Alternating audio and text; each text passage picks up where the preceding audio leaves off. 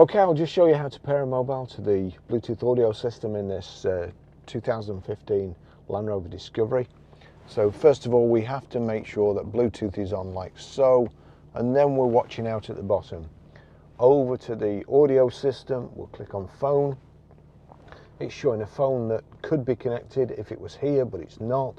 And also search new. So search new, and we'll do vehicle to device. It's searching.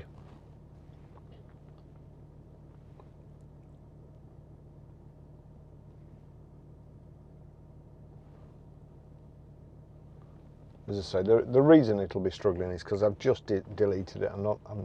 I've not switched the engine off. I've not switched my phone off, and I'm just trying to pair it again. So there you go, it's found it this time. So Barry's iPhone 13 Pro there. So we'll click on there. To pair and connect phone, enter 6989. Now we'll just give this a minute. It's thinking about it there. You can see the baseball thing, and it's 6989. So 6989 pair.